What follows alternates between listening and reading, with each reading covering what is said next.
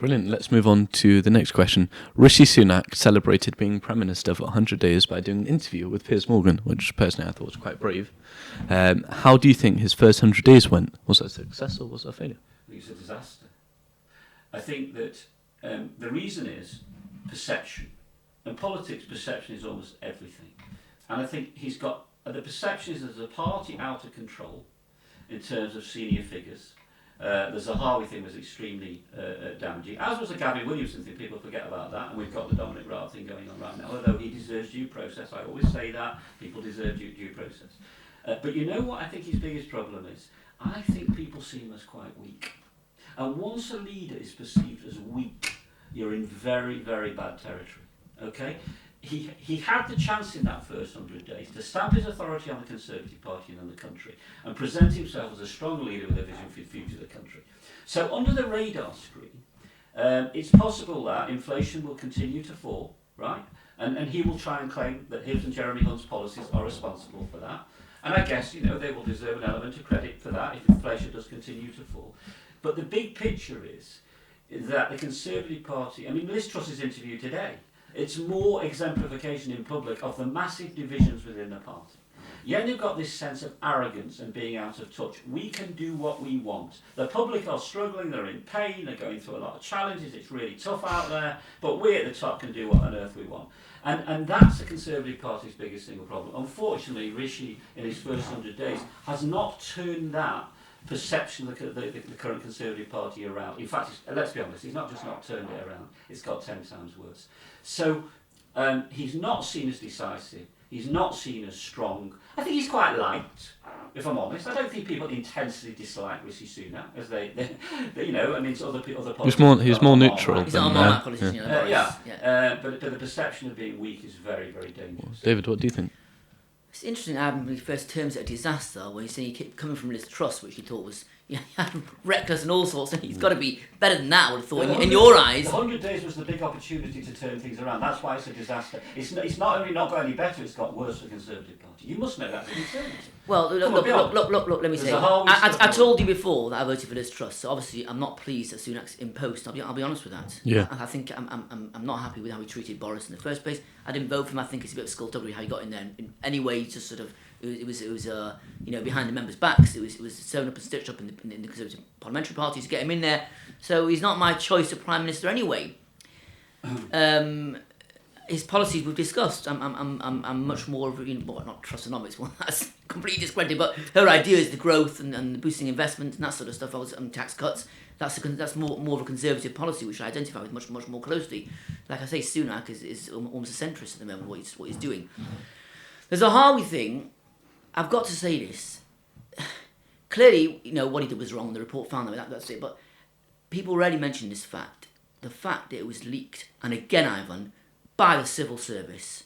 And it's someone with an agenda out there. What do you mean it was leaked by the... Well, the fact, it's confidential matters, the fact that he made a settlement with HMRC. How was it put out to the press? Someone clearly, in HMRC, in the Treasury, has leaked it. I'm not trying to deflect from it. What he did was wrong, Ivan. He's gone.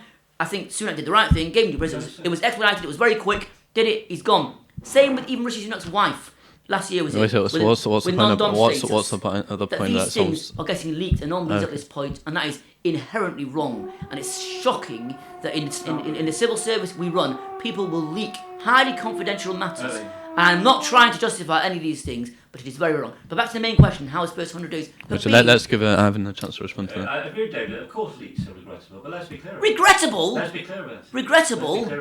A guy it's done with a purpose to undermine people. A guy who was served as Chancellor of the Exchequer and was fined for his tax affairs should have been putting that in the public domain himself. It should not have been a secret. No one's disputing that, Ivan. You are. No, I'm not. I'm not. I said it was wrong 100%. He threatened journalists. He threatened the media. He used his lawyers, right, to shut them up. Absolutely and not allow wrong. Them to publish anything. Absolutely wrong what he did. Absolutely. It's 100% wrong. Right, he did. Right. Yeah. So this would have never got out there. This is where I don't agree with David. Of course, I don't approve of leaks. Okay. So he's saying what he's saying really is if there wouldn't have been leaks, this would have remained a secret because Zahawi is threatening. So do you think it should have been leaked or not? No, of course it should have. Right? But that's not the issue. If the guy would have been honest and said, look, I've been fined by the HMRC for my tax affairs. I don't think I did anything very wrong. Things that my accountant didn't give me good advice. There's then an investigation and people can make their own mind up. This guy went to every conceivable length to cover it up. So how on earth Davey can focus on the leak and not focus on that conduct? I find that extraordinary.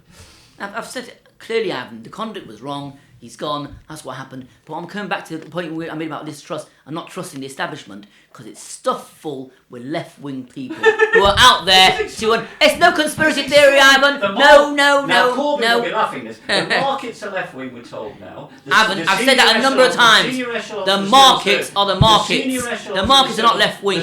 No, I never said that. The senior echelons of the civil service are apparently left-wing. A lot of them are. By the way, definitely a majority. Definitely a majority. The Conservative Party has been running this country since 2010. If they wanted to change, they haven't done enough about it. At the top of the civil service, Ali, they've had plenty of opportunity. I agree. To change the people at the top of the civil service. The reason that the head of the HMRC is apparently a left-wing radical. Are you saying he leaked it, Ivan? Are you saying he leaked it? No. How do you know he leaked it? So why are you saying the head of HMRC? It could have been one of the HMRC? Harvey's political opponents who leaked it. How would they know? Pardon? How would they know? It's got to be someone with inside knowledge from the HMRC who knows this information. Who else knows it? His tax people knew about it. He and his family knew about it. He will have a confidence in politics. Fair dues. You've implicated the head of HMRC now because you're saying all these people. I don't get this. The leaks and the response to this trust. There's this hidden left wing. It's not hidden. I don't think it's hidden. It sounds like Donald Trump. I mean, to be honest, Donald Trump himself would agree. He said he'll drain the swamp when he came in. He didn't do enough to do it, probably. Well, he added to the swamp in the end, didn't he? At the end of the process. The establishment is too much establishment and too much. They think it's Westminster blob, isn't it? You'll know better than I do. They think they run the country, and they don't take enough instruction from the ruling government. The Conservative Party has been the ultimate establishment in this country for the vast majority of its history. How on earth you can come out with all of this stuff? We're a victim of left-wing conspiracy. I mean, it's quite extraordinary. Not a victim, but too many things happen. Like these things. I'm saying, I said straight out what Zahawi did was wrong, but at the point I was making, many people don't bring this up. Is the fact it's out there in the public domain. In your opinion, right? You asked us about Rishi Sunak's first 100 days. Yes, let's get back to that. Let me just say what I was trying to say. Okay, what I was trying to say in those 100 days, it was his big chance to begin to turn the perception of the party and the government around. And why I think it's been a disaster is because he's totally failed to do that. In fact, the perception of the government is arguably worse than it was when he became prime minister. Look, I think Ivan, he came in. Some of it's he's not his come in. fault. It's an impossible job. He's But come in. he He's should come have dealt in with Zahawi. undermined by his membership. He should have dealt with Zahawi very quickly. No, he dealt with it very quickly. It was perfect. You said people are entitled to due process. You said that himself. Yes. He gave him due process. It was very quick. It was out. 5 days was the report, and that was it. Done and dusted, and he's gone, and that's it. But I think to be fair to Rishi, like I say, not that I support him, not that I wanted him there. He's come in an almost impossible job. He's got a split party, a split absolutely behind him. The membership voted overwhelmingly not in favour of him, and he has an extremely difficult task. And to say he's seen as weak, he will be weak because he's so many different factions pulling in different directions. He's almost in an impossible. I think it's a given that Labour are winning the next election pretty much, bar anything catastrophic from Labour or some miraculous recovery from the Conservatives. So he's there almost as a caretaker Prime Minister, almost until the next election, pretty much. So I don't sort of look as it being a success. He's tried his best. He's managed to restore some credibility to the markets, which was needed. And other than that, is he doing any major things? He's trying with NHS bits and pieces, but obviously that's a complete different discussion. Yeah. He's a whole root and branch in whatever. It's a different discussion. Not for now. It's not the question.